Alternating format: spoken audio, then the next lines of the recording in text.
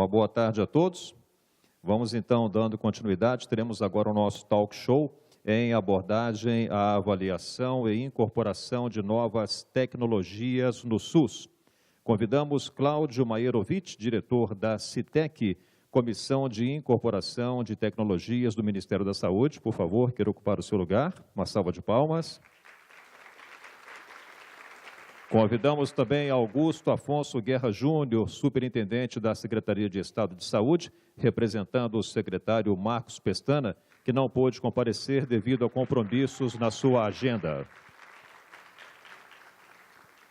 Convidamos também Marcos Bose Ferraz, professor, diretor e diretor do Centro Paulista de Economia da Saúde da Unifesp, diretor de Economia Médica da AMB.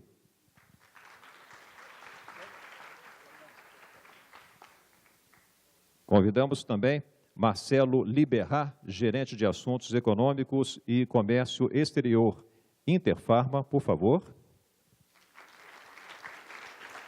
E convidamos também o moderador jornalista Luiz Nassif, jornalista formado pela Escola de Comunicação e Artes da Universidade de São Paulo, membro do Conselho de Economia da Fiesp, Federação das Indústrias do Estado de São Paulo. Uma salva de palmas para Luiz Nassif, a quem passo a palavra para a condução dos trabalhos. Aquele negócio dos botecos mineiros lá, já deixei meu voto lá para o prato predileto aí. É sempre um prazer estar de volta a Minas aqui. E é um tema dos mais relevantes, em parte em função aí dessas discussões que se travam em todo o Supremo Tribunal Federal, e em parte também em função da política industrial farmacêutica aí, que foi pensada pelo Ministério da Saúde e pelo MDIC, pelo BNDES. Tem alguns pontos que eu queria fazer só inicialmente para provocação para os membros aqui dessa nossa rodada, que é o seguinte: a sofisticação tecnológica, de um lado, representa custo, de outro lado, representa ganhos de saúde e tudo mais. Eu sempre que eu faço meu check-up todo ano, aí eu fico assustado, porque a cada ano o médico aparece um tratamento novo, aparece uma macumba nova aí que você faz e eu não acho desperdício não, porque a saúde é a minha, né? Então, quando você pensa em relação à saúde do SUS, você tem esses dois pontos, né? O que é necessário efetivamente, a relação custo-benefício, e o que é algo que meramente visa enriquecer fabricantes e tudo sem ter uma função de benefício melhor. Mas tem um outro aspecto muito importante também que eu queria chamar a atenção até para essa rodada, que é o seguinte: quando você fala em política industrial, um dos pontos centrais que serve de base para a criação de indústrias sofisticadas é o chamado consumidor exigente. O que nós temos aí um pouco no SUS, um pouco em planos de saúde e tudo mais, é uma sofisticação que, por vezes, perdulária, né? Muitas vezes tem equipamentos ociosos aí que podiam estar melhor compartilhados e tudo, mas que acabaram criando, não no âmbito do SUS, mas fora do SUS também, um consumidor mais exigente, um consumidor mais antenado com as modas aí. Então, se você for fazer hoje uma política de substituição de importações e criação de um parque tecnológico aqui, a base nós temos que é justamente esse consumidor exigente aí mais dos planos de saúde, né? Quando você entra para o SUS, a discussão é até que ponto com essas novas tecnologias, quer dizer, os métodos de avaliação dessas novas tecnologias, né? E também esse efeito de política industrial também. Então, acho que a discussão é uma das discussões centrais hoje em termos de política pública, de saúde e de SUS, né? Então, para começar a nossa rodada aqui, nós vamos ter 1 hora, então uns 15 minutos para 10 minutos para cada um, essa fase inicial. Então, Maierovitch, que é o diretor de gestão da Comissão de Incorporação de Tecnologia do Ministério da Saúde. Bom, essa é uma dinâmica nova para nós. Acho que a gente tem que fingir que eles não estão ali, né? Uma conversa aqui. E também acho que não tem sentido a gente fazer uma apresentação tão organizada e que não vai permitir tanto diálogo. Vou falar mais alto. Opa! Eu estava fingindo que vocês não estão aí. Isso era entre nós aqui, era combinando como funciona. Primeiro, quero agradecer essa oportunidade. Eu acho que certamente nós teremos uma possibilidade de uma rica discussão. Eu, infelizmente, não participei dos dias anteriores, mas assisti à apresentação anterior e que acho que tem muito a ver com a nossa discussão aqui. Quer dizer, do ponto de vista conceitual, a discussão é muito semelhante no mundo todo.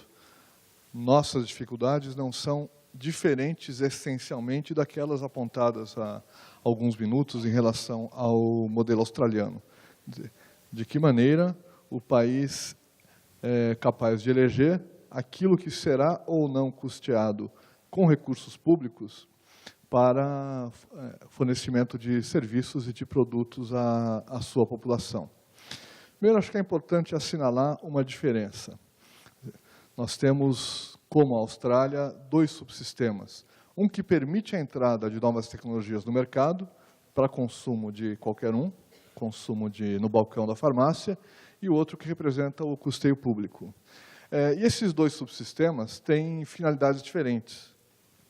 O primeiro sistema, representado pela Anvisa, ele avalia todas as informações trazidas por um fabricante ou por um importador a respeito de um produto, vê suas características de eficácia, segurança e qualidade a partir dos papéis apresentados, que, em geral, são os estudos realizados pela própria indústria ou financiados pela indústria, que dão base à utilização daquele produto, em geral, medicamentos. Acho que nós estamos falando aqui, em boa parte dos casos, em medicamentos.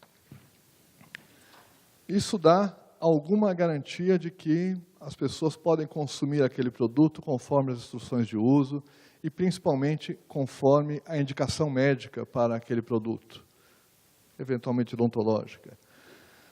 Isso é muito diferente da avaliação deste mesmo produto quando visto para incorporação ao Sistema Único de Saúde, ao Ministério da Saúde.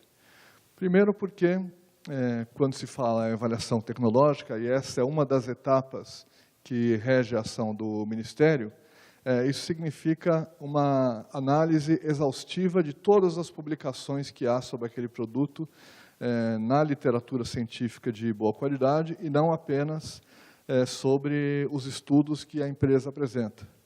Eventualmente, isso leva a resultados diferentes. Em segundo lugar, porque isso significa que aquele produto será indicado para situações precisas. Fazendo uma analogia, acho que um exemplo mais fácil, quando uma indústria registra um antibiótico, por exemplo, e tem lá nos seus estudos e na sua bula que esse antibiótico é eficaz contra bactérias gram-positivas, gram-negativas, bacilos gram-negativos, trato respiratório superior, etc., isso não significa que ele será indicado para qualquer um desses usos em qualquer situação. Da mesma forma, quando um produto é registrado na Anvisa e passa a ser avaliado pelo Ministério da Saúde para incorporação, ele será avaliado para algumas indicações precisas. Neste contexto, o Ministério assume a responsabilidade semelhante à do prescritor, na medida em que ele define um protocolo, define as condições de uso, define as indicações, e para isso ele tem que analisar as condições concretas da indicação e também dos serviços de saúde brasileiros e da população brasileira, que podem ser muito diferentes daquele contexto em que o produto foi estudado originalmente.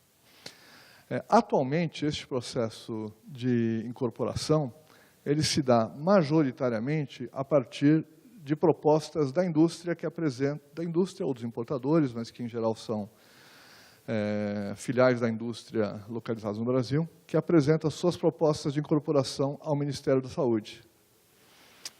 Na minha opinião, e isso é o que nós temos discutido no próprio Ministério, este é um fluxo invertido. Em tese, a incorporação de um produto deve partir da constatação da sua necessidade.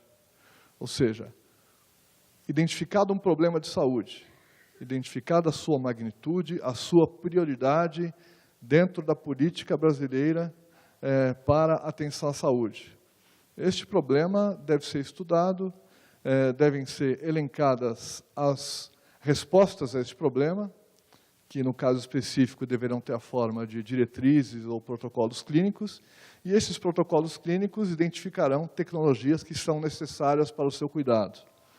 Ou seja, imagina-se, idealmente, que a posição do Ministério, a posição do Sistema Único de Saúde, deve ser a de um comprador racional, que sabe o que quer e vai buscar no mercado aquilo que existe. O fluxo atual parte da oferta. Ele parte da proposta de alguém que quer vender o produto e que leva essa proposta ao Ministério da Saúde. Não há nenhuma garantia de que as ofertas mais necessárias serão aquelas que chegarão. Não há nenhuma garantia de que ofertas de maior prioridade chegarão antes de ofertas de menor prioridade e de que aquele conjunto de coisas é aplicável à realidade brasileira. Então, o movimento que se vem tentando fazer é justamente de aproximação dos diferentes componentes do sistema interno do Ministério da Saúde que se dedica a avaliar a incorporação de produtos, de forma que a área assistencial ou a área de atenção responsável por cada um dos programas seja aquela que identifica as prioridades e que diz para a área de avaliação o que é importante para ser avaliado. E que esta área de avaliação diga à área de economia da saúde quais são os seus parâmetros assistenciais, seus parâmetros técnicos do ponto de vista das características de efetividade e eficácia do produto, para que sejam avaliadas à luz da farmacoeconomia também. E que isso tudo possa gerar, por fim, subsídio para que a área que hoje eu represento, que é a Comissão de Incorporação, consiga fazer uma recomendação ao Ministro da Saúde. Ou seja, acho que busca-se olhar pelos diferentes ângulos um processo de incorporação, mas a conclusão que a gente chega em relação a esse processo certamente não é tão diferente da conclusão apresentada pelo nosso colega da Austrália, de que há um componente político muito importante neste processo todo. Esse componente político hoje, ele é materializado na figura do próprio Ministro da Saúde como aquele que representa o Poder Executivo. Existem diversas propostas, existem inclusive propostas de lei no Senado quanto a formatos diferentes para a decisão, mas acho que hoje não existe uma resposta hegemônica, não existe uma proposta clara sobre de que maneira a sociedade brasileira pode eleger as prioridades do ponto de vista da sua atenção à saúde, para que o Ministério da Saúde possa incorporar ou não determinadas tecnologias. Certamente, os mecanismos de participação social que existem no Sistema Único de Saúde hoje são embriões para algum tipo de participação futura. Mas, certamente, também, eles não têm ainda maturidade para conseguir eleger prioridades dizendo sim e não. Para qualquer gestor da saúde é fácil dizer sim e muitas vezes é difícil dizer não. Para um conselho de saúde, para alguém que representa diferentes segmentos sociais, isso é muito mais evidente. É muito mais fácil dizer sim e é muito mais difícil dizer não, especialmente quando alguns dos interesses que pleiteiam este sim estão representados nestes mesmos colegiados.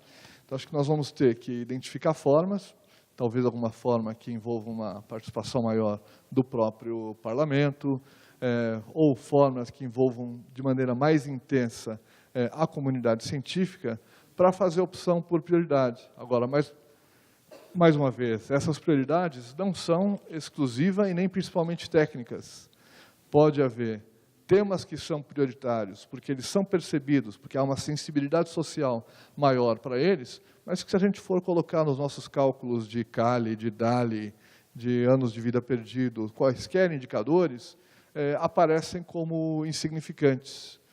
Alguns exemplos são muito marcantes para isso. Na semana passada, encerrou-se uma série de audiências do Supremo Tribunal Federal, tratando exatamente deste tema. várias pessoas do Ministério da Saúde estiveram lá, eu estive lá também, representando este espaço do Ministério da Saúde, mas é muito flagrante o quanto o próprio Poder Judiciário tem sido sensível a demandas judiciais quando aparece que é uma situação de extrema fragilidade. Então, por exemplo, uma criança portadora de um erro inato no metabolismo, de uma doença genética raríssima, muitas vezes em situações em que não há benefício consensual das terapêuticas existentes, mas que tem um prognóstico muito ruim, sensibiliza fortemente o juiz para dar uma decisão favorável. E acho que isso aconteceria também nos diversos mecanismos de participação da sociedade. Ou seja, acho que hoje nós estamos num momento em que se busca a organização dos diferentes sistemas de avaliação, sistemas de recomendação de incorporação, e principalmente dos mecanismos de diálogo com a sociedade, mas nós ainda não temos respostas claras e nem uma base cultural e, por conseguinte, jurídica clara que nos leve a decisões precisas.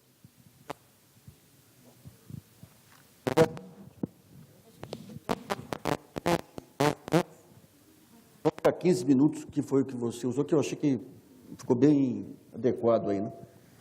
Então, eu vou passar ao Marcelo Liberaert, desculpe a pronúncia, que é gerente de assuntos econômicos e comércio exterior da Interfago. O dilema da escolha da decisão da sociedade quanto à incorporação dos medicamentos é uma questão que realmente não tem conseguido ser resolvida nem no Brasil, nem nos países desenvolvidos. Essa é uma questão das preferências da sociedade que tem sido estudada na Noruega, na Suécia, na Alemanha, e realmente não há um consenso com relação a qual é a posição da sociedade com relação a um determinado assunto, porque a sociedade nada mais é do que o conjunto dos seus atores que passam por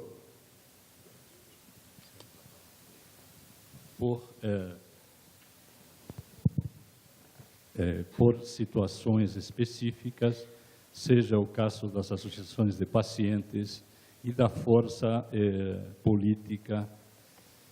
E isso aí é, por exemplo, visível até no caso do colega palestrante anterior, que falou a respeito da Austrália.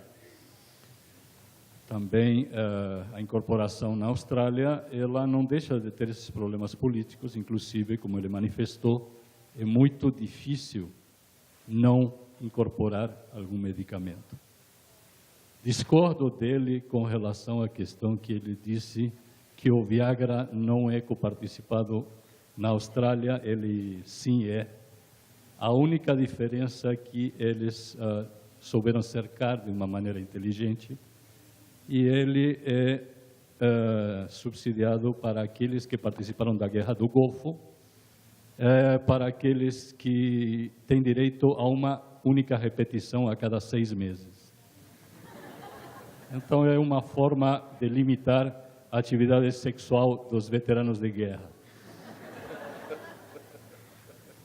Mas, como vocês veem, sempre há alguma forma de você tentar limitar esse escopo de abrangência num determinado medicamento por algumas razões, haja vista que a própria sociedade tem dificuldade de lidar com isso. E a questão específica do Brasil, eu sempre vejo o copo meio cheio. Então, eu vejo que os números que se mostram sobre a participação do financiamento público em medicamentos, ele realmente é um número, em termos absolutos, muito significativo, muito grande. Porém, a própria doutora Flávia manifestou que, enquanto o aumento do financiamento ele tinha tido um valor X, o aumento do acesso dele foi 11 vezes maior do que na comparação anterior. Então, não se trata apenas de um aumento em termos de valores, é um termo qualitativo de acesso. E para uma população brasileira que não foi ainda totalmente atendida, que tem muitas regiões que precisam ser melhor atendidas, que a população também está envelhecendo, não ao ritmo da Austrália, ou da Alemanha, ou de alguns países europeus, mas que também está envelhecendo, a perspectiva de que esse número venha a ser contido ou reduzido é praticamente inexistente. Daí que é importante, inclusive estamos conversando com o Cláudio, que o Brasil hoje não é o Brasil de 20 anos atrás. O ministro Mantega anunciou semana passada ou essa semana que hoje éramos o 8º PIB mundial e que o Brasil já estava no G8. Que o nosso PIB é $1 trilhão. E na Contas Abertas, o outro dia, ouvindo a CBN, foi comentado outro fator, que também não vem ao caso o exemplo mais específico, mas se comentou a respeito do gasto público derivado do pessoal que foi contratado. Se mencionou que em 2002 o nosso gasto público era de 70 bilhões de reais com a folha de pagamento do setor público, que hoje, com 300 mil incorporações, ele passa a ser 170 bilhões de reais. Ou seja, um aumento que são várias vezes o orçamento do Ministério da Saúde. Então, eu vejo que a discussão vai ter que partir, em algum momento, em que esses recursos da saúde e que a participação da saúde dentro do PIB e da participação, os recursos que têm que ser dados à saúde, eles têm que aumentar. E eles têm que aumentar não apenas com a questão do financiamento dos medicamentos, mas ele tem que aumentar em todas aquelas instâncias que foram extremamente relevantes, que foram comentadas aqui, especialmente ontem, com questões informatização, dados, questões logísticas, questões da farmácia que está lá no estado ou no município e que ela não está atendendo às condições necessárias. Então, essa componente de fatores, inclusive uma das participantes comentou que aquilo que não se mede fica à deriva. E isso é uma definição que eu sempre achei como fundamental, porque não apenas você fica à deriva porque não tem os dados anteriores, mas se você aumentar o financiamento e não tiver os dados, você não tem também nenhum controle de gestão nem da aplicação dos recursos. Então, toda essa componente tem que ser resolvida. O Brasil não vai poder investir menos em saúde do que investe, vai ter que investir mais, vai ter que investir com melhor gestão, e não por conta de gestores individuais ou das pessoas, inclusive das que estão participando aqui, que vi pessoas extremamente engajadas e querendo resolver. A questão está em que temos que sair do discurso e passar para a ação. É necessário, até estava conversando com o Vassalo, é necessário sim sistemas para poder ter nas farmácias populares, na dispensação de medicamentos, temos que ter a rastreabilidade dos medicamentos, temos que unir a receita ao medicamento que é dispensado, temos que fazer todo esse processo, temos que melhorar a eficiência do gasto. Com relação à avaliação da tecnologia e à farmacoeconomia, eu acho que do ponto de vista da indústria, não existe nenhuma coisa diferente que viria a ser feito no Brasil do que não é feito já lá fora por várias agências, por vários sistemas de análise. Quando eu fazia parte, inclusive era o presidente o Cláudio, da Anvisa, e analisávamos alguns produtos, começamos a trabalhar com a farmacoeconomia, e quando eu saí, também o Alexandre, competentemente, continuou um processo de avaliação e todo o trabalho que ele tem feito nesses últimos tempos.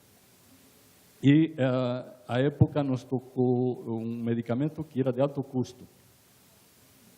Aí partimos para protocolos com o INCA, com a doutora Maria Inês, chegamos a uma solução, chegamos a uma incorporação e fiquei muito feliz com depois ter pacientes que foram atendidos e que realmente falaram, se não tivesse sido esse medicamento, hoje eu não estaria vivo. Então, a questão da alta tecnologia e a questão de se vão ser aplicados recursos para isso, isso também é uma decisão que a sociedade tem que adotar. Qualquer restrição de recursos, ela cria o dilema para o regulador, cria o dilema para o gestor público. Só que, às vezes, a análise farmacoeconômica, ela não resolve todos, não é a bala de prata que vai resolver todas as questões. A farmacoeconomia, sim, um instrumento muito útil de análise, merece ser utilizado. Porém, ela não resolve as questões de subinvestimento em saúde, não resolve questões de contingenciamento. Ela tem que ser usada para os propósitos para os quais ela serve, mas não pode se pretender de que ela venha resolver com uma mágica todos os problemas com os quais se defronta o gestor público. E com relação à questão da incorporação da tecnologia, qual é o dilema? Frente a esse dilema do gestor está o dilema da indústria, daquele que propõe o medicamento para ser incorporado. Evidentemente, agora falando do lado da indústria, a indústria também não pode ficar refém do dilema do gestor. Aquele que apresenta seu produto para análise, ele quer pelo menos ter um sequenciamento que diga, em tal prazo vai ter tal análise, em tal momento eu vou ser consultado e eu vou poder me manifestar quanto ao resultado dessa análise. E em tal momento uma solução vai ser apresentada. Evidentemente, com esses processos de mudança de pessoas, de gestão, com a tentativa de aumentar a capacidade do setor, é um esforço muito grande para o Ministério da Saúde. Mas também tem que ser entendida que a posição da indústria com relação a ter uma resposta, com relação à tecnologia que vai ou não ser incorporada, ela é legítima. Daí que até o próprio representante da Polônia hoje mencionou que o sequenciamento e que essas etapas eram, os tempos eram estritos, eram observados e que havia a oportunidade da indústria se manifestar em um determinado momento a respeito do produto. Isso não quer dizer de que o produto venha ou não a ser incorporado. Isso quer dizer que o processo se realize com a transparência devida. Então, se a gente se caminhar nessa direção, de que haja um respeito mútuo, que prazos sejam contemplados, que haja transparência, isso não há nenhum problema com relação aos resultados da avaliação econômica. E o cuidado que o Cláudio tem em tudo isso, que a avaliação econômica não é uma coisa trivial. Eu estive participando de uma das reuniões de um dos comitês dos países desenvolvidos que avaliam tecnologias para a incorporação. Um determinado produto estava passando batido pela reunião. De repente, na hora 25, um estatístico levantou um questionamento com relação a um pequeno ponto do trabalho farmacoeconômico. E aí, no meio da reunião, deu aquele desconforto. Não, cara, então vamos analisar tudo isso aqui de novo. A avaliação farmacoeconômica requer uma capacitação e requer um conhecimento, especialmente quando as coisas são mais sofisticadas e começam a ser feitas projeções para frente, e especialmente quando se trabalha com medicamentos que são de fast track, sobre a qual não se tem evidência suficiente, é uma coisa que tem que ser muito bem preparados os técnicos que vão fazer essas avaliações. Caso contrário, se gera mais um impasse, todo mundo se sente desconfortável de avaliar, porque o problema é muito complexo, e a delonga na análise do processo se faz cada vez mais extensa. E acho que vai ser do meu tempo. Desculpa. Não, tá firme. Bom, muito obrigado, então. Marcelo, eu passo, então, a palavra ao Augusto Guerra, representando o secretário de Saúde de Minas Gerais. Bom, Luiz, essa discussão é uma discussão que a gente vem trabalhando há muito tempo, e eu, pessoalmente, até 2007, no Ministério da Saúde, participei de todos os seminários de farmacoeconomia promovidos pelo CEPES em São Paulo, e junto com outras lideranças no país, como o Alexandre na Anvisa, que tem um caráter até de inovador nessa área, iniciou discussões e permanece dentro dela, junto com outros atores. E a gente vem acumulando uma certa experiência nisso, no campo da formulação e do pensar de por que a farmacoeconomia, por que o processo de avaliação tecnológica. Mas você fez uma colocação aí que me chama a atenção e que talvez me faça reestruturar tudo o que eu estava pensando agora para tentar chegar um pouco no ponto que você tocou no início da sua abertura, que é uma questão entre a incorporação tecnológica, a farmacoeconomia e tudo que ela representa em termos de instrumento para nos ajudar a decidir o que deve ser priorizado, e o alinhamento disso com a política de ciência e tecnologia e desenvolvimento tecnológico e, consequentemente, desenvolvimento econômico, né, pela incorporação, não pelo sistema público, mas pelas empresas nacionais, dos processos industriais de desenvolvimento de novas tecnologias, que hoje, na realidade, acaba pertencendo a um seleto grupo de países. Nós temos muito poucos países que são capazes, hoje, de desenvolver novas tecnologias com a agilidade que o mercado exige. Eu fico brincando que os anticorpos monoclonais, os MAB, todo dia eu vejo um MAB novo. E muito em breve, a sensação que eu tenho como gestor é que, muito em breve, o conceito da lei de genéricos vai estar totalmente obsoleto, nos próximos 10 anos. Então, toda a nossa política industrial em torno dos genéricos ela vai ser inefetiva sob o ponto de vista de regulação econômica, de preço, porque, se a gente não atualizar os nossos conceitos sobre genéricos, os anticorpos monoclonais e os biofármacos, que não se enquadram neles, vão estar obsoletos, e aí, consequentemente, nós vamos, de novo, ter uma escalada de preços, como já temos. Um exemplo dessa escalada de preços é a gente pensar que, quando eu saí da faculdade, não tem tanto tempo assim, não vou citar o ano, mas, quando eu saí da faculdade, a gente discutia protocolo de artrite reumatoide.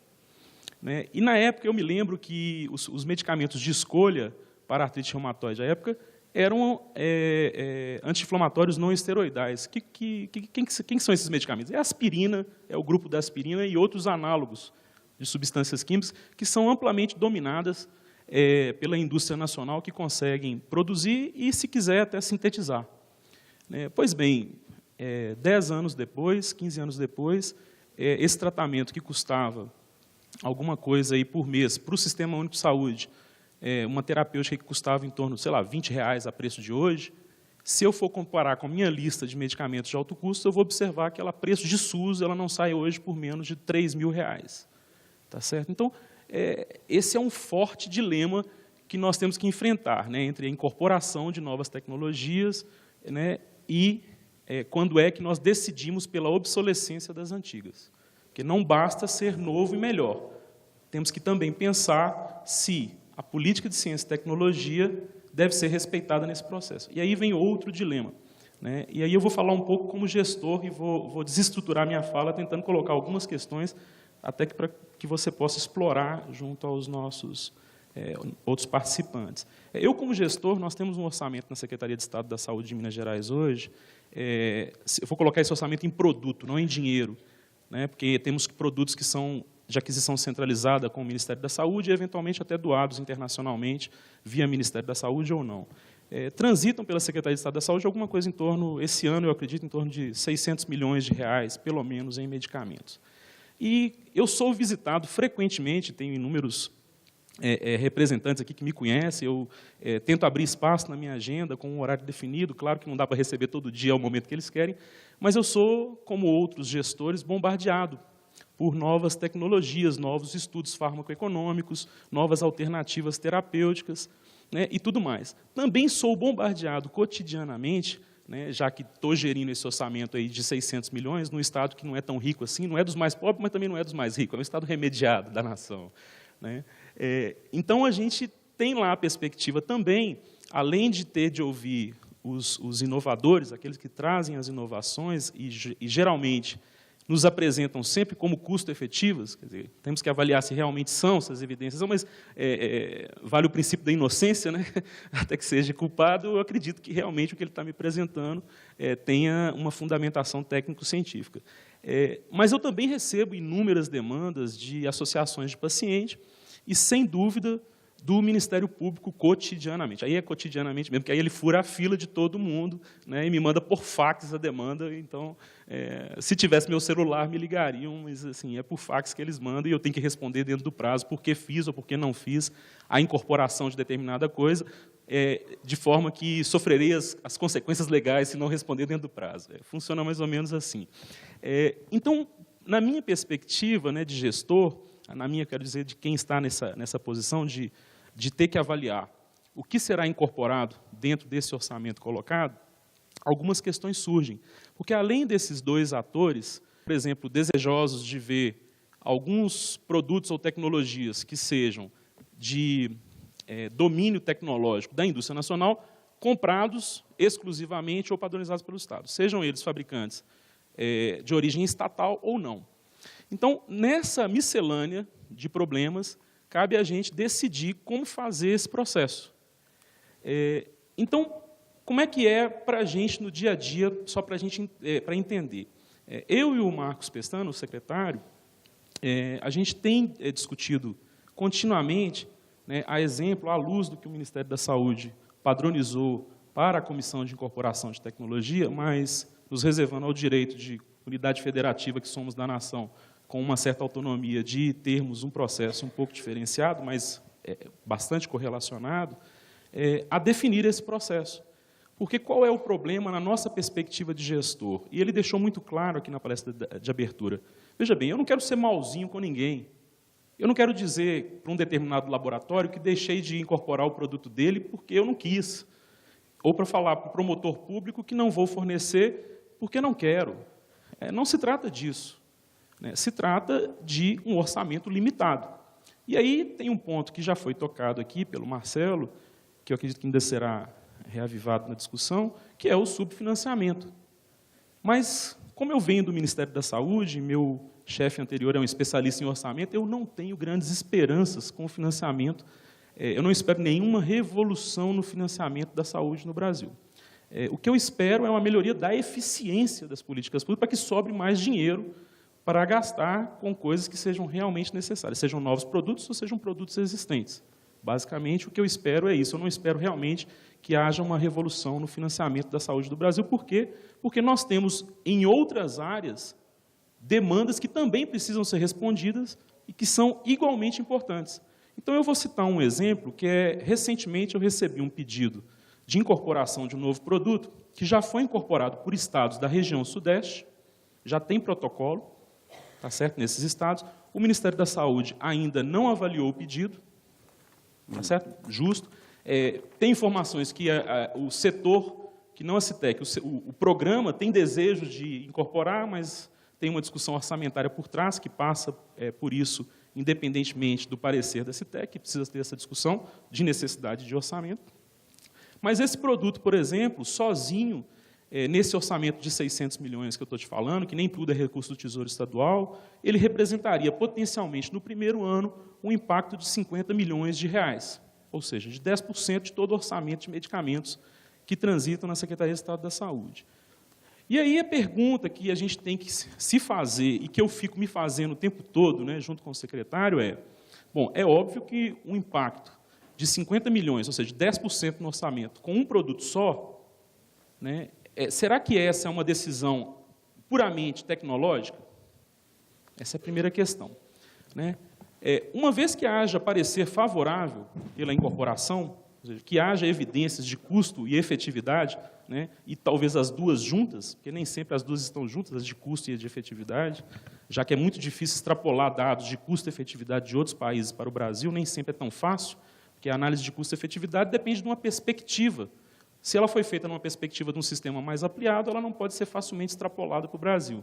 Então, ela tem que ser remodelada, e, às vezes, a modelagem é sempre uma suposição e, muitas vezes, ineficiente. Então, nesse aspecto, passadas todas as etapas, sobram duas perguntas políticas que precisam ser respondidas. Primeiro, esse produto deve ser priorizado dentro do meu orçamento, mesmo sendo custo efetivo, mesmo sendo eficaz e seguro, deve ser priorizado? Porque o que acontece? O impacto da ordem para o Estado de Minas Gerais de 50 milhões talvez esteja fora da minha alçada de decisão. E, veja bem, hoje a alçada de decisão está no nível de superintendentes e secretários, como está no Ministério da Saúde, de gestores de programas e secretários em conjunto com o ministro, mas que, no final, recebem só a conta. O ministro recebe só a conta para pagar. Ele não está decidindo se vai incorporar A, B ou C. Ele recebe um parecer e vai tomar a decisão se vai fazer ou não. A decisão mesmo é tomada por quem resolve se deve incorporar ou não, no caso, a CITEC e o programa, avaliando o mérito. Mas aí a minha pergunta é, se nós temos um impacto orçamentário tão grande, e o sistema é pré-pago, ele não é pós-pago, eu não posso mandar uma fatura complementar de imposto de renda para as pessoas pagarem, né? Não há como fazer isso. Como conciliar esse problema orçamentário?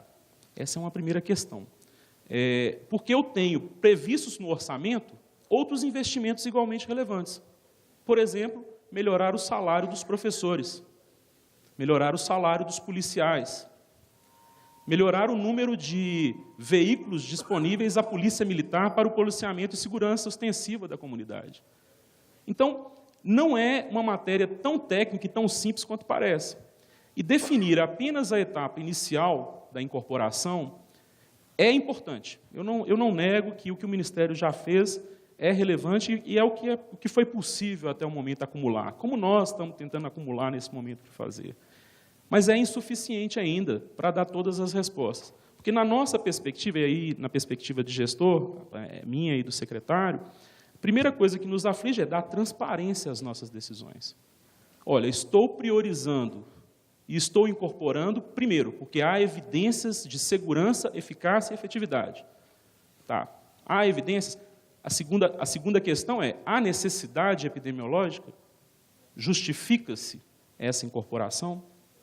Uma terceira pergunta, estamos alinhados com a política de ciência e tecnologia ou isso vai destruir projetos dentro do mesmo governo? Nós temos um exemplo, que eu não sei se todo mundo conhece, de uma decisão que foi desastrosa com uma empresa nacional, que foi a decisão da incorporação atribulada naquele momento da insulina recombinante humana em detrimento da insulina bovina e suína. Quer dizer, uma decisão técnica, que talvez fosse perfeita. Eu não sou um especialista em diabetes e insulinas. Talvez a decisão no âmbito técnico fosse perfeita, mas no âmbito político, extremamente danosa aos interesses de desenvolvimento da política de ciência e tecnologia, que já tinha investido, por sua vez, milhões por meio de projetos de isenção de impostos e de pesquisas no desenvolvimento de um polo industrial específico para isso no Brasil. Então, não é tão simples como parece, e a definição apenas das etapas técnicas preliminares como gestor, me parece insuficiente para dar resposta ao que a sociedade precisa hoje. Seja ela a indústria multinacional, nacional, sejam os pacientes. Né? A questão final, né, que eu queria até colocar para discutir, é que eu acredito que nós sabemos o que precisa ser feito. Há divergências de como ser feito. E eu acredito também que existe o espaço da decisão técnica, que tem de ser transparente, e o espaço da decisão política, que também tem que ser transparente. A decisão técnica ela não se sobrepõe à decisão política. A última, todo mundo vai estranhar eu falando isso.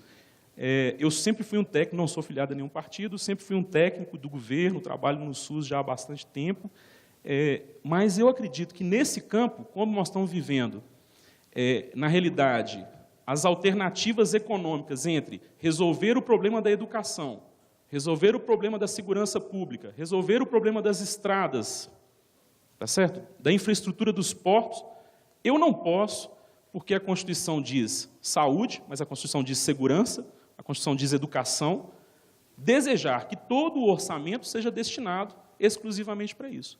E aí existe um espaço de decisão política que talvez me pareça mais sensato, que a partir de determinado impacto orçamentário, não caiba ao ministro, não caiba a mim ou ao secretário decidir pela incorporação. O máximo que eu deva fazer seria uma recomendação. E essa decisão seria tomada pelo parlamento, porque ele é que tem que dizer, porque ele é que foi eleito pela comunidade, para dizer se vai tirar 50 milhões, no caso nosso, para dar para um só produto de uma empresa multinacional, que talvez salve vidas e reduza custos, seja custo efetivo, ou se vai dar para os policiais esse ano. Tá certo? Então, a questão, ela transcende muito o aspecto tecnocrático do fluxo de avaliação. E ela, se definida apenas no fluxo de avaliação, ela ainda é insuficiente para responder a todos os problemas que a sociedade demanda nesse momento. Obrigado, que esse é um tema espinhoso. Depois, dá mais detalhes desse negócio de insulina, que eu acompanhei um pouquinho na época lá também.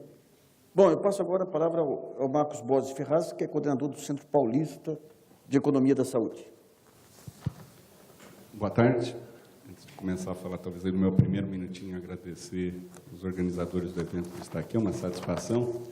Agradeço aí em meu nome e aproveito aí para tornar transparente as pernas e os vínculos que eu tenho, que eu acho que é importante nesse momento. Um é a Unifesp, enquanto um dos participantes lá do Centro Paulista de Economia da Saúde, outro é a MB, enquanto diretor médico de Economia Médica da MB, e o outro é como médico do Grupo Fleury, empresa da área de avaliação de risco, prevenção e diagnóstico aqui no país, principalmente voltada para o setor suplementar.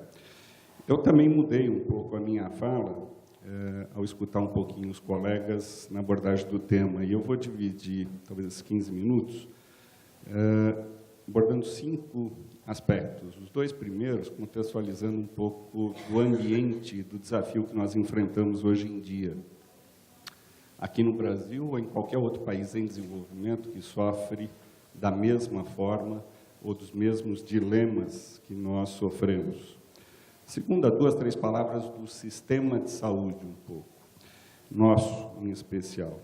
Quarto, falar um pouquinho do cidadão, e alguns desses cidadãos, se não todos, usuários desse sistema de saúde. Por fim, falar um pouquinho de avaliação de tecnologia em saúde e da ferramenta avaliação econômica em saúde ou avaliação econômica de medicamentos.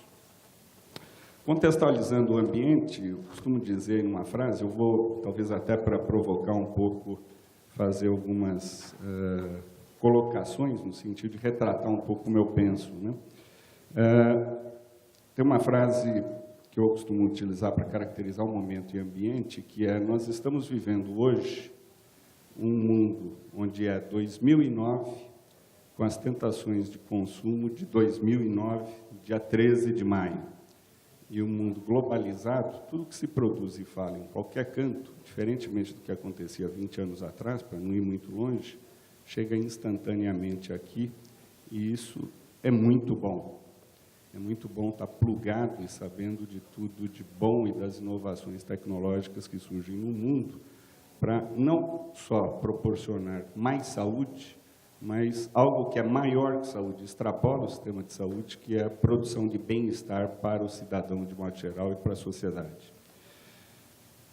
Nada de mal nisso. Quem está em Parintins hoje, saiu alguma coisa na Holanda, um medicamento novo por uma universidade de valor reconhecida lá, e se por acaso ele for afetado por aquela condição para a qual esse medicamento é direcionado, ele vai querer ter acesso a esse potencial medicamento, potencial ganho de saúde, porque ele está afetado, ele tem nome e sobrenome, e a decisão vai ser muito difícil para qualquer um, qualquer país do mundo, negar para alguém quando nome e sobrenome está definido.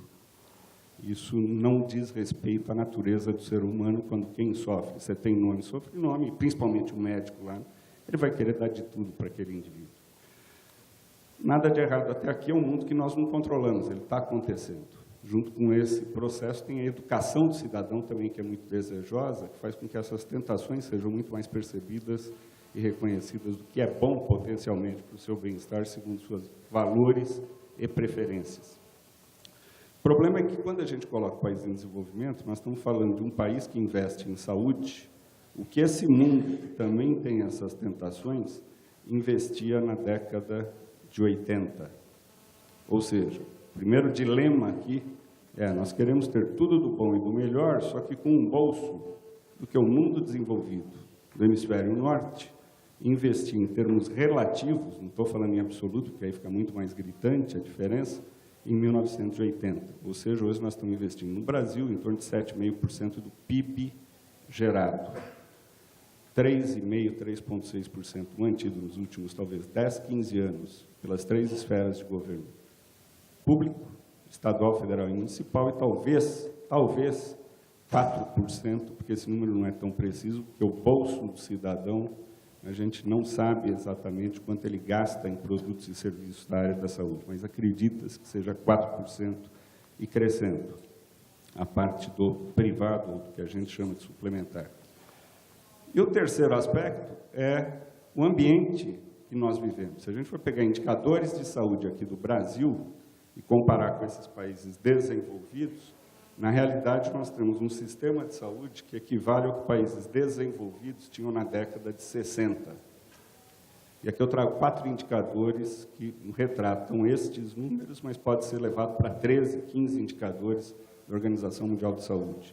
Expectativa de vida, mortalidade infantil, mortalidade materna, enfim, vários indicadores. Nós vamos comparar com indicadores que esses países desenvolvidos tinham. Os nossos de hoje, 2, 3 anos atrás, que é o que está disponível aqui no Brasil, corresponde ao que esses países tinham na década de 60. O que eu estou querendo dizer é que a nossa responsabilidade, enquanto cidadão, gestor, participante do sistema de saúde, é muito maior ao tomar decisão em nome da sociedade, e órgãos aí que nos representam, do que países desenvolvidos. A angústia, o que tem para fazer para aliviar sofrimento é muito maior, com um bolso melhor, com inúmeras tentações. Escolhas precisam ser feitas, né? Não tem jeito. E aí a escolha precisa ser feita, é assumir que tem alguns sims, e isso num sistema universal como o nosso, com o princípio doutrinário como o SUS coloca. Os seus 3 princípios, essas decisões precisam ser extremamente responsáveis e olhando o futuro. Talvez não dê para fazer de imediato um sistema que temos. Precisam ser orientadas e com crescente educação de todos nós, muito bem justificadas, para que a gente aceite alguns desses nãos enquanto indivíduo saudável. Esse é o primeiro ponto. A minha visão é de que o problema só tende a piorar, infelizmente. Então, é bom que a gente comece a fazer a coisa que tem que ser feita tão logo quanto possível. E o que eu digo que piora é porque a geração de conhecimento ou de tentações de consumo para o setor saúde, ela está com uma curva de inclinação que é maior do que a curva de enriquecimento de todos os países no mundo. Isso aí tem vários estudos já demonstrando, onde nós, da sociedade, apostamos e investimos em inovações tecnológicas. Eu digo nós, da sociedade global, mas acontecendo novamente, principalmente no hemisfério norte, países desenvolvidos que têm um complexo industrial da saúde organizado para a produção de conhecimento e aplicação desse conhecimento, não só nos seus países, mas no mundo inteiro, exportando um pouco. Mas esse problema está acontecendo também nesse país, né? Eu acho que aqui tiveram alguns apresentadores de diferentes países, e a questão do tamanho entre o bolso e a vontade, ela existe mesmo em países ricos, e muito ricos quando comparados com nossos. Novamente, a necessidade de fazer escolhas que sejam acertadas é absolutamente crítica nesse ambiente, uma vez que o cenário futuro nos mostra que talvez esse problema só aumente. O segundo item foi esse, da produção de conhecimento em relação ao enriquecimento da nação. E aqui a importância de você ter crescimento econômico em países em desenvolvimento para fazer crescer a pizza e esse 7,5% ser um valor maior a ser destinado ao sistema de saúde. Não tem tempo para entrar. Eu questiono também aumentar investimento para a área da saúde em um país como o nosso, já colocado um pouco, com tremendas necessidades que, de certa forma, se não cuidadas em outros setores, ocasionam doenças, e essas que são evitáveis por natureza. Acidentes de trânsito, investimento em transporte, saneamento básico, diarreia, mortalidade infantil, enfim, inúmeros exemplos, elas não podem serem esquecidas. O terceiro ponto é o que é o sistema de saúde. O sistema de saúde é um negócio muito complexo, difícil, extremamente complicado e que tem diferentes participantes com diferentes interesses. E aqui, na minha visão hoje, está muito claro que aqueles participantes que têm mais conhecimento, ou mais informação, ou mais influência, direcionam esse sistema de saúde, que pode não ser necessariamente o interesse da sociedade. Então, aqui, a força do conhecimento, e deste conhecimento, através de um processo educativo que ele é, de certa forma, pouco organizado, mas orientado pelos próprios interesses, é que dá força ao processo de decisão dentro desse sistema. Esse é um primeiro aspecto. A segunda colocação é que o sistema de saúde ele é um sistema extremamente ágil e criativo. Então, regulamentação nele, ele cria subterfúgio para vencer barreiras de uma forma muito mais dinâmica do que nós percebemos. Ele é muito mais inventivo do que a gente pensa. Isso pela própria natureza, o que o dificulta, de certa forma, do ponto de vista até de regulação, mas ela é absolutamente crítica e importante. Quarto ponto, falar um pouquinho do cidadão, aí eu volto agora lendo um pouquinho, até pela crise econômica, um autor que o Nassif conhece bem, o Keynes.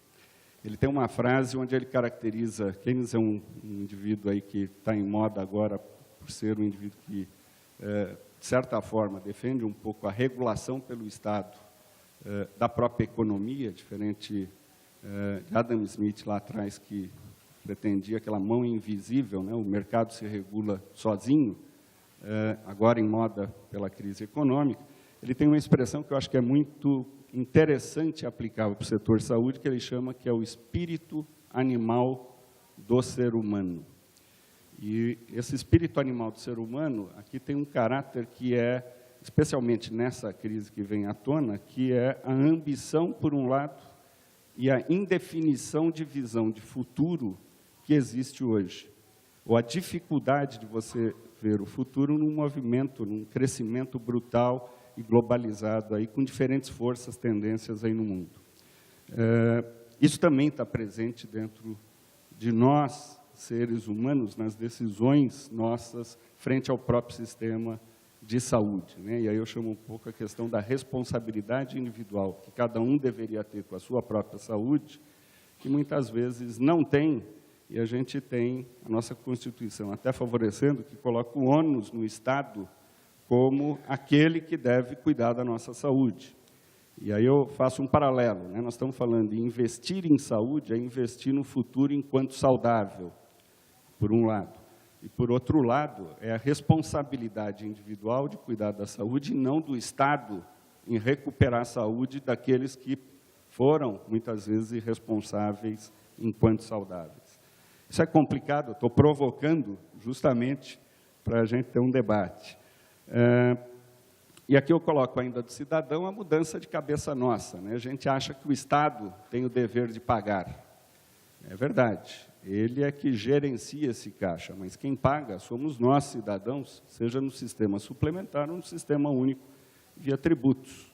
Nós não vamos entrar na questão de mau uso do dinheiro por vias ilícitas, mas assumindo que tudo está sendo usado de forma adequada, o que seria muito bom, a gente sabe que talvez não seja assim, é muito difícil hoje um cidadão que está em pé e saudável, ele querer colocar mais dinheiro para a sua própria assistência à saúde quando ele vir a ficar doente no futuro. Coloco aqui a figura do indivíduo que está em pé, fecha o bolso e não sai nada para assistência à saúde. Quando ele deita, ele quer tudo para a sua assistência à saúde. Um pouco daquela nova colocação aí do lado econômico, um pouco, preferências e valores, essa visão do hoje e do futuro. E, por fim, o meu quinto ponto, que é a avaliação de tecnologia em saúde, eu não vou entrar no detalhe da limitação do processo e da ferramenta e do conhecimento técnico-científico, mas eu chamo a atenção, para ficar um pouco na imagem, uma frase que eu tenho colocado, discutido com colegas e alunos lá da Unifesp, que é a imagem que nós vivemos, especialmente num país em desenvolvimento, que é um pouquinho diferente de um país desenvolvido, que, para mim, retrata o processo de avaliação de tecnologias do ponto de vista do seu objetivo.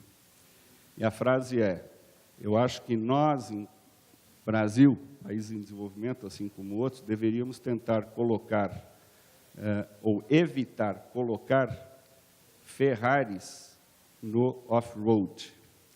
O que eu estou querendo colocar aqui é que o nosso primeiro trabalho deveria saber, e a relação aqui, porque Ferrari tangibiliza, pelo menos é um desejo de consumo de muita gente, pena que custa mais de 400 mil dólares um brinquedinho daqueles, talvez ninguém questione a sua qualidade, a sua segurança, a cor vermelha, o som do motor, o conforto que tem dentro, a segurança, a potência, quer dizer, de qualidade, ela passou por um crivo e, eventualmente, virou uma tentação de consumo. O preço é uma outra questão. Se pudesse, todo mundo gostaria de ter uma Ferrari. Esse é o primeiro ponto da avaliação de tecnologia, principalmente pensando em medicamentos de alto custo. Quais são aquelas Ferraris hoje? O outro lado é como que essa Ferrari vai ser utilizada num ambiente com as características estruturais ou de infraestrutura que ele tem. E aí é que eu chamo a atenção um pouco, para a gente pensar um pouco, em dosar e fazer o uso adequado dessas tecnologias no ambiente e sistema de saúde que nós temos. O processo de avaliação e incorporação de tecnologias, ele não deveria só avaliar qual a qualidade vis-à-vis com o seu custo, mas ele deveria também avaliar, uma vez esse produto disponível, em que sistema, que infraestrutura ele vai ser utilizado para dar, no caso da Ferrari na off-road, um desprazer e dor no coração do seu uso. No sistema de saúde, é um desperdício do recurso e, muitas vezes, o não alcance do objetivo, que é o alívio do sofrimento daquele indivíduo que potencialmente poderia ser beneficiado. Então, eu encerro por aqui, colocando um pouco, acho que essa, já um pouquinho para a discussão aí. Parabéns a todos aí. Bom, eu sou filho de um farmacêutico que foi membro do Conselho Mineiro de Farmácia aqui, e nos anos 60, junto com a Luiz Pimenta, eles coordenaram uma ação nacional para a volta da farmácia de manipulação. O Antônio Cândido, que era muito amigo dele, dizia que chegava o paciente na farmácia com uma receita e o farmacêutico ganhava, só aviando a receita, 30%. Daí ele convencia a substituir por remédio manipulado, cujo preço final era equivalente à margem dele, né? Esse papel da farmácia como agente de saúde pública, eu acho que se perdeu um pouquinho, né? Eu queria só fazer pequenas observações sobre o que foi colocado aqui, para depois abrir para os senhores. É um dado curioso, a minha área eu cubro mais a economia, mas é um dado curioso que sempre que vai se discutir o orçamento, se discute a divisão de migalhas. Todo mundo aqui falou, é racional. Eu lembro quando tinha uma briga no Ministério da Saúde, o grupo de AIDS, que era mais influente, tirava recursos do pessoal da malária. Agora, nessas contas todas, não entra a maior conta, é tabu. Não é tabu, em alguns lugares é tabu, em outros lugares parece que não faz parte do jogo, que é a questão de pagamento de juros da dívida brasileira. Esse negócio de taxa Selic é como se fosse algo de um outro departamento, não é. Impacta recursos para a saúde, impacta tudo. Quando você vê as carências que nós temos aqui, e você vê o que se despende inutilmente em juros, não estou falando, você tem uma dívida, você tem que pagar, mas aqueles juros adicionais que o Banco Central coloca, isso é uma coisa fantástica, que tem que ser incorporada no debate de todo mundo que discute orçamento e políticas sociais. Um outro ponto, eu tenho acompanhado há muitos anos o SUS, aí, desde que acabou o INAMPS lá atrás, aí, sou um admirador do SUS e tudo. Eu não sei, para quem está dentro, é que nem filho, né? Quem está de fora percebe como que cresce e tudo mais.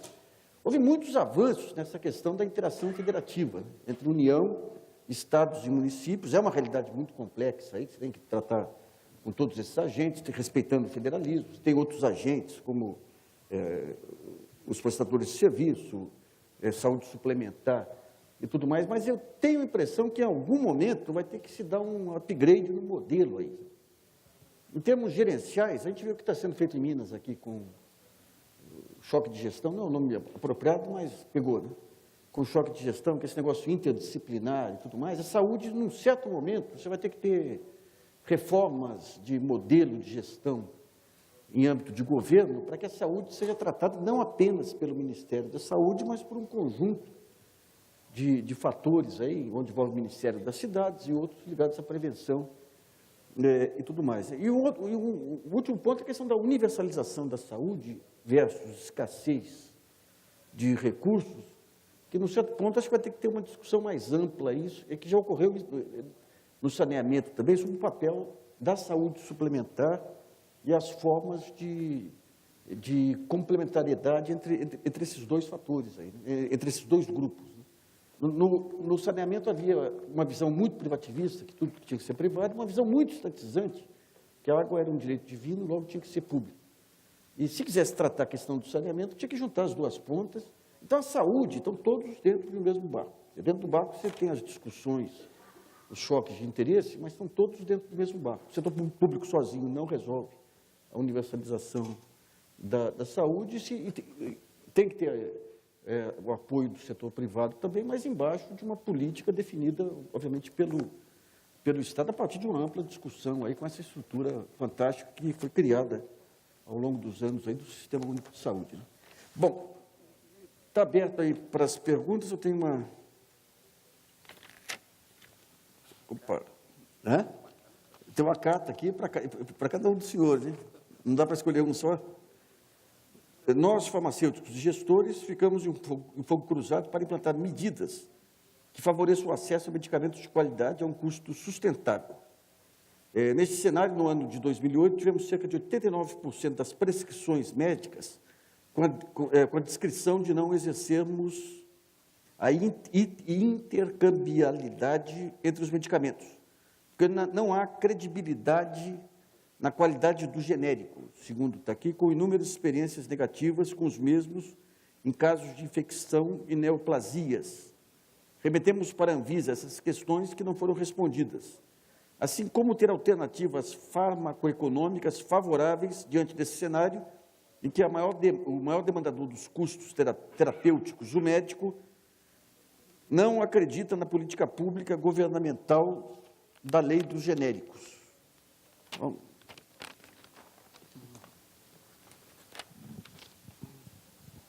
Bom,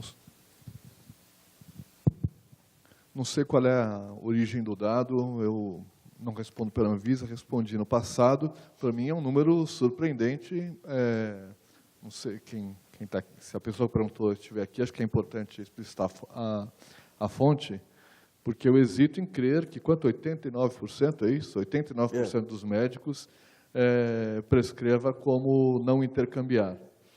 Agora, eu queria fazer um comentário que tem a ver com essa questão da política de genéricos, mas tem a ver com este ambiente todo.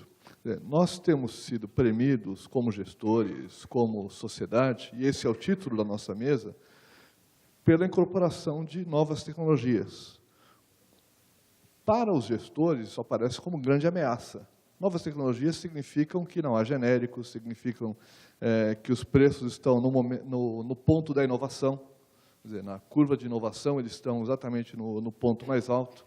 A expectativa de recuperação de custos pela indústria é de um horizonte curtíssimo, quer dizer, falar em 20 anos de proteção patentária hoje é um luxo, porque a indústria, espero ser desmentido, espera recuperar os seus custos de desenvolvimento com todas as contas paralelas que tem em 1 a 2 anos, quando lança um blockbuster, quando lança alguma droga que talvez tenha se aproximado daquilo que a indústria diz que gastou no seu desenvolvimento.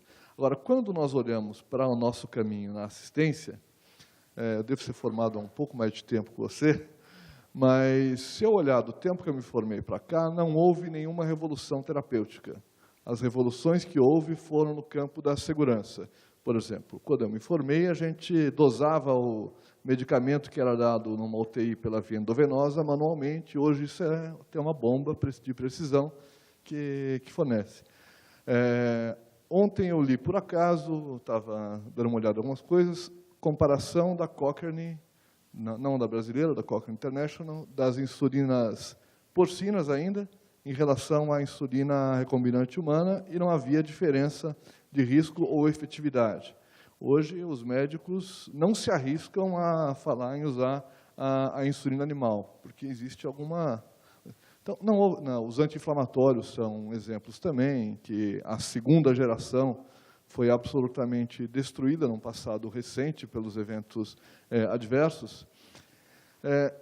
Neste ambiente, eu acho que nós estamos vivendo no Brasil a segunda metade da primeira revolução no campo da implantação do Sistema Único de Saúde. Ou seja, nós estamos dando acesso ao conjunto da população às tecnologias que se firmaram até a década de 80, até meados da década de 90. E não temos evidência de que o que surgiu de lá para cá tenha sido revolucionário. E acho que esse é um grande dilema que se coloca para nós todos. Quer dizer, as grandes pressões sobre o orçamento público são de coisas que podem ser importantes. Não nego o seu valor como inovação incremental, como melhoria de conforto, mas não são revolucionárias. Ou, em outras palavras, possivelmente não valem quanto custam. Rapidamente, só em relação a esse dado, 89%, eu acredito que não deve ser quanto à não intercambiabilidade, deve ser pela prescrição por nomes comerciais, né, que é uma questão que a gente observa, principalmente quem está na prática farmacêutica. Porque, como não intercambiável, eu também não acredito nesse dado, né, esse dado não deve ter esse cunho de jeito nenhum. Mas, de fato, como nomes comerciais, eu acredito que talvez a gente esteja beirando esse valor aí, quer dizer, os médicos prescrevem por nome comercial. E eu, muitas vezes, quando recebo representantes da indústria, eu peço para eles não me falar o nome comercial, porque quando eles me falam o nome comercial, para mim não adianta nada, porque se eu for discutir com o Cláudio, eu não vou discutir o nome comercial, eu vou discutir a DCB, né, a Denominação Comum Brasileira. Então, esse é um ponto que eu acho que deve ser tocado. Mas o que isso remete?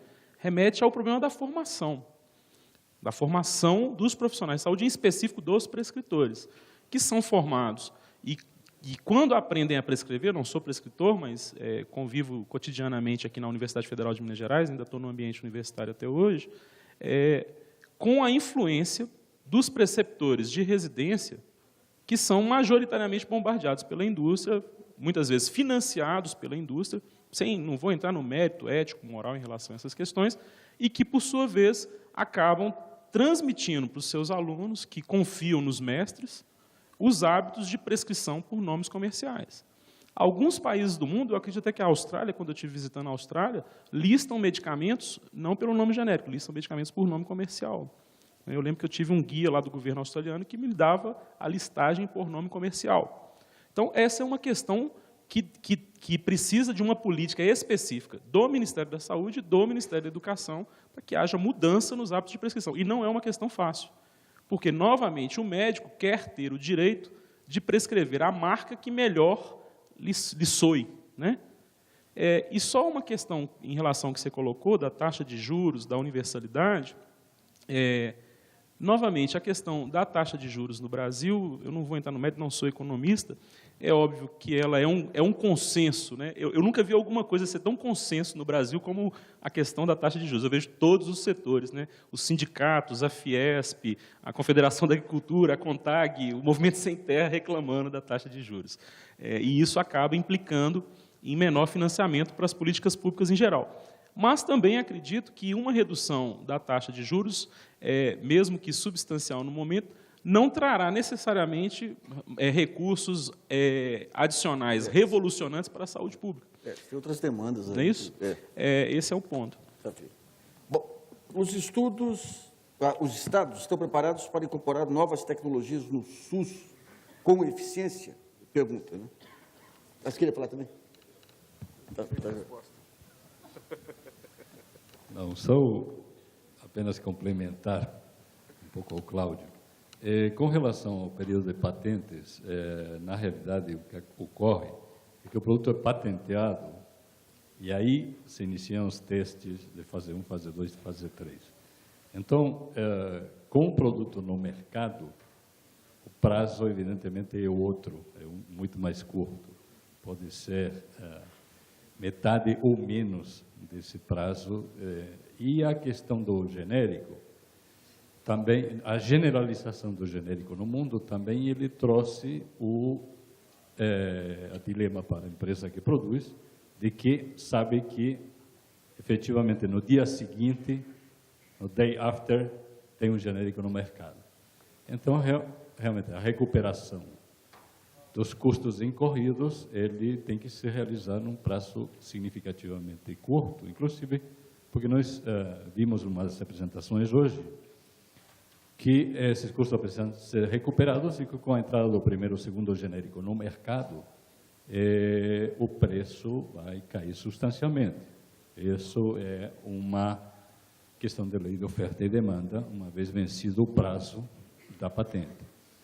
Uma outra questão com relação a genéricos e com relação à questão da confiança ou não, tem que ser colocado de que, pela minha experiência de Anvisa e pelo que eu vejo acontecer em termos de resoluções da diretoria colegiada e de novas resoluções, novas consultas públicas, novos regulamentos, etc., há uma espécie de catch-up por tentar botar o Brasil num nível regulatório avançado, que é muito interessante, porém que há um frenesi regulatório muito grande.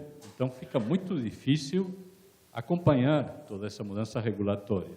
E eu acho que o problema também está em que a agência, ao mesmo tempo que ela produz legislação, ela tem que ter a capacidade de poder acompanhar essa regulação que ela faz. Então, se de repente alguém tem uma dúvida com relação a um produto, com relação a uma empresa, com relação a uma questão regulatória de modo geral, ela tem que ter a capacidade de ir lá e fazer valer a regulação ou comprovar. Boas práticas estão sendo observadas? Sim, não. Ou será que eu vou só me ocupar, vou ir todo dia na planta da multinacional tal, mas eu não vou pesquisar o outro que está lá no interior de qualquer estado brasileiro, e aí esse eu não vejo as boas práticas, mas porque só tenho capacidade de ver esse aqui. Então, na medida que a gente faça a regulação, a agência também tem que criar a capacidade de verificar determinado produto. Há alguma dúvida com relação à efetividade desse produto? Então, vai atrás, pega a amostra, verifica se está sendo cumprido. Então, a questão da regulação é uma coisa complicada, porque uma regulação que você publica, mas que depois você não acompanha, que essa regulamentação seja cumprida, você corre o risco de desprestigiar ao regulador. Queria fazer dois comentários. Acho que o Augusto tocou em dois aspectos que talvez me fizeram pensar um pouquinho, que uma é a questão da prescrição do médico em si, né? E da busca pela inovação por parte desse médico, né? E aquela vontade de prescrever o novo. Eu acho muito interessante isso, né? Porque, na realidade, isso hoje não depende só do médico, né? Hoje o paciente demanda o novo.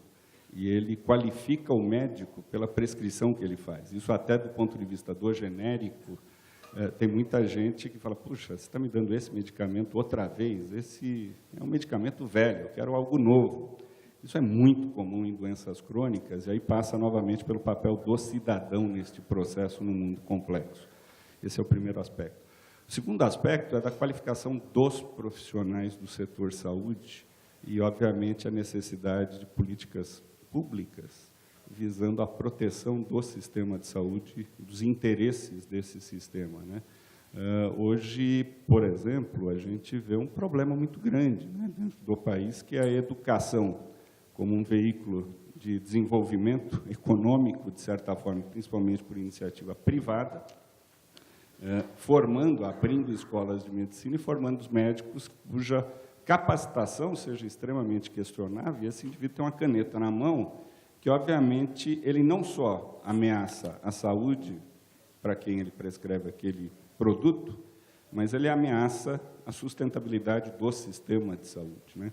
Que é um ponto que talvez hoje a gente, se nós não estivermos até então preocupados com a saúde do indivíduo, pela qualificação dos profissionais que estão nesse sistema, muito menos provável que a gente vá pensar na sustentabilidade do sistema de saúde do ponto de vista econômico.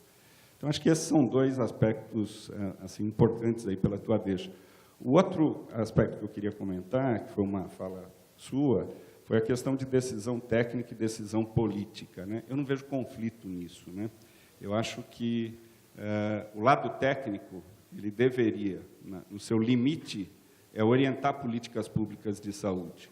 Uma vez estabelecidas políticas públicas de saúde, que não sejam, e esse é um dos grandes pecados nossos, e até responsável pela ineficiência ou entropia aí do sistema, de extremo curto prazo, não devia ser política de partido ou política de governo, mas do país, e o sistema de saúde exige políticas de 10 anos, porque na hora que você constrói um hospital e deixa ele no esqueleto, você imobilizou um capital que podia estar sendo usado para salvar vidas e não pensaram no recheio, porque foi uma decisão eminentemente de extremo curto prazo, partidária ou política, ou do governo em si, isso é muito crítico. Então, essas políticas de saúde deviam olhar um pouco mais esse médio e longo prazo. Agora, a implementação delas, elas deveriam eminentemente depender de decisões técnicas, né?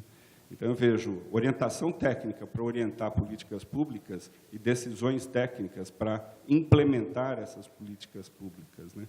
Eu não vejo um certo conflito aí entre as duas. Bom, eu lembro quando começou aquela febre de antibióticos, no final dos anos 60, meu pai se recusava a dar antibiótico para gripe. E minha mãe em casa reclamava dele que ele não dava atenção para a saúde dos filhos. Sabe? Essa questão do modismo aí realmente é uma pressão adicional do paciente aí, né? Bom, aqui uma pergunta: se os estados estão preparados para incorporar as novas tecnologias no SUS com eficiência? Como prepará-los? E qual a participação do Ministério da Saúde nesse processo em conjunto com os estados? Então, Ministério da Saúde e o Estado. Bom, eu acredito que os estados não estão preparados. De que me consta, não há nenhum estado no Brasil que tenha definido ainda processo de incorporação de tecnologias, levando em conta aquilo que se preconiza e até o que já foi padronizado pelo próprio Ministério. No estado de Minas Gerais, em específico, nós estamos em vias de fazer isso. Acabamos de ter uma consulta pública que ainda está em tempo de que as pessoas se manifestem. Tivemos manifestação do Ministério Público, de técnicos, a respeito desse processo de incorporação. Mas é óbvio que, se o Estado não tiver uma parceria muito estreita com recursos, que são recursos eventualmente financeiros, até para capacitar os técnicos dos estados, para poder contratar revisões sistemáticas e outros estudos complementares, será muito difícil para que eles façam isso com uma certa eficiência. Agora, uma questão que eu preciso contar para todo mundo é que os estados estão fazendo incorporação, né? O Estado de Minas Gerais fez, dos anos que eu estou trabalhando, são poucos, são 2 anos, e no ano anterior eu sabia que tinha sido feito, na minha gestão foi feita. A questão é que foi feita de forma pouco transparente e não orientada, porque não existe regulamentação. E quando eu olho para o resto do Brasil, eu vejo o mesmo fenômeno acontecendo. E quando eu olho para o Ministério da Saúde, eu ainda vejo esse problema acontecendo. Por quê? Porque a CITEC, apesar dela ter um papel regulamentador do processo, ela ainda não conseguiu ser hegemônica dentro das forças políticas do Ministério. Então, considerando tecnologias que são novas para os programas, mas que estão existentes no mercado, né, você vê, por exemplo, a Comissão de Rename não trabalha nos moldes da CITEC. E, às vezes, as pessoas não conseguem perceber bem essas sutilezas do SUS. Acho que foi o Marcos que falou um pouco sobre a complexidade. Não, acho que foi o próprio Luiz, né, falou sobre a complexidade do sistema. Nós temos diversos modelos de financiamento possíveis para produtos e tecnologias dentro do SUS. Por exemplo, se o produto for listado na Relação Nacional de Medicamentos Essenciais, existe ou não financiamento objetivo para ele? A resposta é: existe. Né? Uma vez que ele é listado na RENAME, ele tem, hoje, no estado de Minas Gerais, em torno de 150 milhões de reais potenciais para atender prescrições médicas, sem nenhum protocolo clínico, sem nenhuma trava. E eu vou dar um exemplo interessante. A RENAME padronizou um medicamento para a saúde mental por via oral, tá certo? E esse mesmo produto está padronizado na programação de medicamentos de alto custo, tá certo? Com uma série de restrições técnicas. Então, eu tenho um financiamento lá e tenho um financiamento na RENAME que pode ser feito sem nenhuma restrição técnica por todos os entes que têm que cumprir com a relação de medicamentos essenciais agora no componente base da assistência farmacêutica. Esse é um exemplo. Mas nós temos outras torneirinhas que estão pingando de financiamento que ainda não estão cobertas pelo trabalho da CITEC. Apesar de que eu li a norma da CITEC e, em tese, isso não poderia acontecer. Porque a norma da CITEC coloca que, no Ministério da Saúde, só ela define o que será incorporado. Né?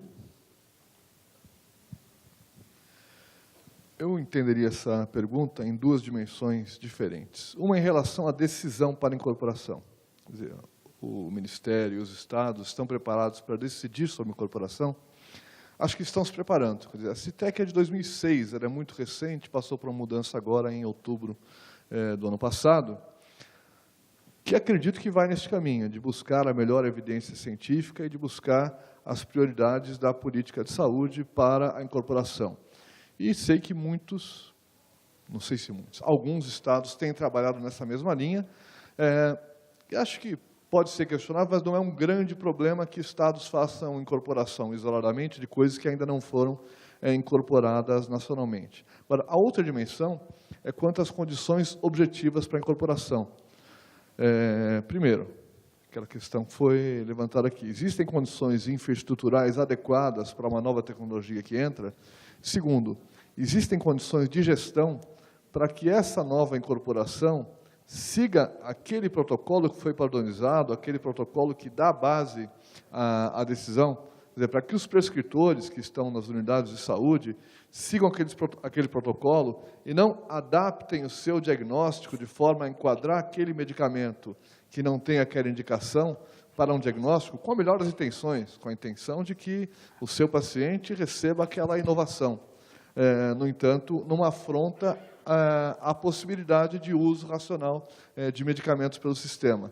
E, nesse campo, também acho que nós precisamos nos aperfeiçoar, quer dizer, de que estados, municípios e o sistema como um todo, o próprio Ministério, tenham mecanismos de fazer valer as decisões que foram tomadas em relação à incorporação.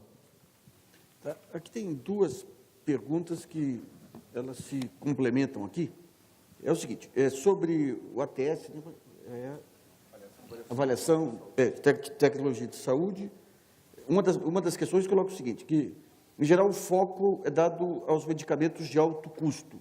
Agora, pergunto o seguinte, o que poderia comentar sobre o ATS no caso de atenção básica? Porque, na grande maioria dos municípios brasileiros, é ineficiente, comprometendo, consequentemente, a alta complexidade. E a outra pergunta é nessa linha também. Após a incorporação de um medicamento, não seria pertinente acompanhar a utilização do mesmo pelo usuário? O que falta fazer para acontecer esse acompanhamento farmacoterapêutico no SUS? Quem que pode...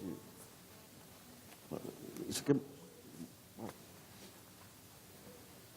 Bom, a primeira a ATS surgiu, ou Avaliação de Tecnologia em Saúde, até esse termo surgiu, vou começar outra vez, né? Quer dizer, a avaliação de tecnologia em saúde sempre existiu. O que aconteceu é que as coisas ficaram cada vez mais difíceis e complexas ao longo dos anos, né? Primeira metade do século passado, a avaliação de tecnologia em saúde, não tinha esse nome, ninguém discutia, porque até então, naquele momento, não tinha muitas tecnologias para aliviar sofrimento. E era um conhecimento absolutamente esparso e loco-regional, até porque você não tinha conhecimento transitando continentes ou mesmo países, né? Tinha pessoas que levavam a sua experiência, basicamente, para diferentes cantos do mundo. E aqui no Brasil não foi muito diferente, com uma influência muito grande, pela própria origem dos europeus dentro do sistema de saúde, pelo menos até a metade do século passado. E nesse processo, talvez o Meirovitch pode complementar mais, a questão grande era a segurança, né? Eu precisava era proteger o indivíduo contra males que as intervenções faziam e agrediu a sua própria saúde. Se o documento que não faz mal, muito bem, traz para dentro do sistema de saúde, porque já que não tem nada que fazer, eu dou esperança para aquele indivíduo, pelo menos para ele melhorar um pouquinho. Obviamente, tivemos alguns desastres com esse processo de avaliação de tecnologias até nesse época. Um exemplo foi talidomida, né? Poupou, por acaso, os Estados Unidos, mas aconteceu em diferentes cantos do mundo e aqui também, onde o pessoal falou assim, opa, espera aí, precisamos avaliar diferente o que está chegando para o sistema de saúde. Vamos começar a olhar se a coisa funciona, produz saúde, porque o não lesar já não basta. Veio uma segunda dimensão desse processo, que foi o não lesar e produzir algum ganho de saúde. 80 foi um outro marco, onde começou a surgir tanta coisa, de 60, 70 e 80, pela geração de conhecimento, que a dimensão econômica passou a assumir um papel mais relevante, fruto do desenvolvimento das nações, tecnologia de informação, comunicação, e aí se incorporou duas outras dimensões no processo. Foi uma questão social e uma questão econômica, né? Social envolvendo até a participação do próprio usuário na expressão de suas preferências, a questão de infraestrutura e a questão econômica. E nós estamos vivendo essa fase justamente. E agora, como veio com esse viés aí muito econômico, a gente direciona esse processo de avaliação de tecnologia para as coisas novas que chegam e são muito caras e produzem incrementos cada vez menores de saúde, natureza.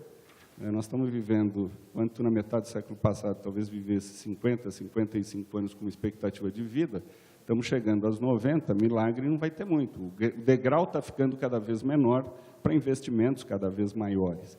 E por isso que se privilegia, então, para quem fez a pergunta, a questão das drogas, procedimentos, equipamentos de alto custo.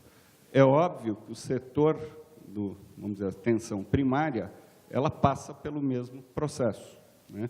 E aí eu chamo a atenção, ela também acontece dentro do setor primário se a gente tiver uma mentalidade de olhar intervenções voltadas para a área de prevenção.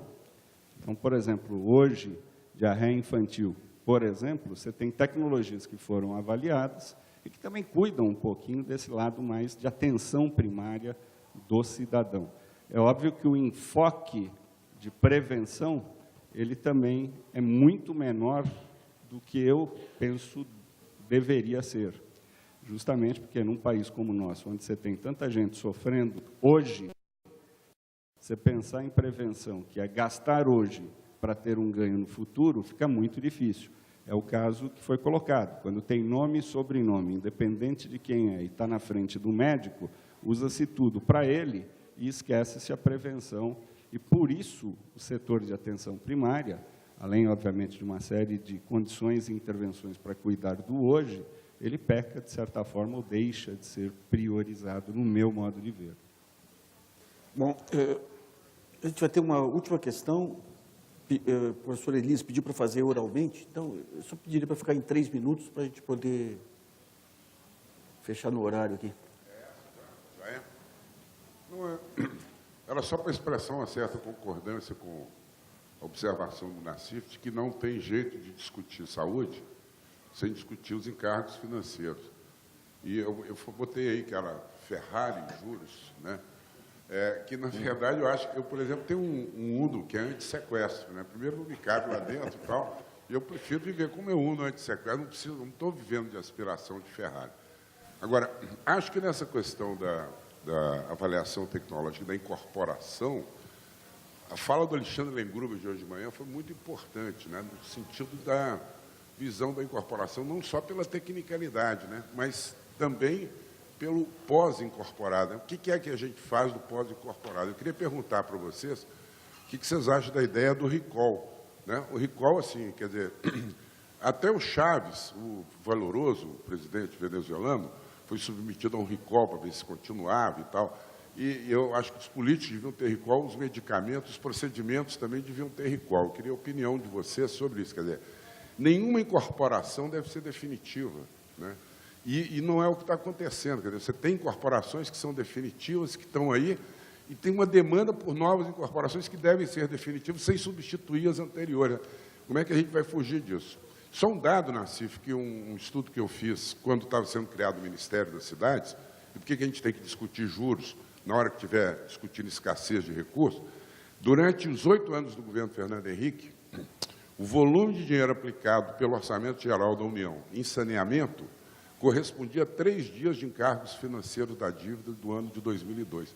O EFU dia, o EFU diário, o EFU por dia, era de 300 milhões e saneamento em 8 anos tinha aplicado 785 milhões. Quer dizer, se a gente não colocar essa outra dimensão na mesa, nós vamos estar padecendo sempre de uma escassez de recursos que não é real. Quer dizer, existe demanda múltipla para a estrada, viu, Augusto, para a educação, os Cambó 4, mas se a gente trouxer para a agenda a discussão sobre juros, aí não precisa de Ferrari, mas a gente anda de Monza, anda de Uno. Mas eu queria que vocês opinassem sobre a questão do recall e sobre a incorporação não definitiva. Obrigado. Elias, uma observação, a sua observação é, o pensamento do Uno da Ferrari é porque você está em pé. Na hora que você deitar, vai querer uma Ferrari, viu? Olha, deitado eu acho melhor ficar no Uno do que na Ferrari, tá entendendo? Ainda em pé. O pensamento de quem está em pé. Mas é uma verdade, quer dizer, na realidade, eu acho que o processo de avaliação de tecnologias, ele passa por, obviamente, trazer as coisas novas, potencialmente boas, por um processo que seja crítico e fundamentado tecnicamente, e, obviamente, uma revisão de tudo que está dentro para tirar as coisas que já não são tão boas quanto se pensava, e isso exige uma dinâmica, né? É muito mais fácil você colocar para dentro, porque tem a demanda para colocar para dentro, demanda social, inclusive.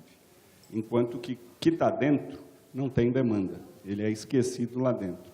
O grande problema de fazer é, se a gente hoje não tem qualificação, e eu concordo com o que o Augusto falou, tanto do ponto de vista de produzir, quanto de avaliar criticamente essa demanda que é social, haja visto o Supremo discutindo, mais do que qualquer um de nós é a expressão dessa demanda social, muito mais difícil vai ser você olhar, voltar os olhos para o que está dentro e que, sem dúvida, é muito crítico também, precisaria ser retirado no meu modo de ver. Bom, nós estamos chegando ao final, então, dessa rodada.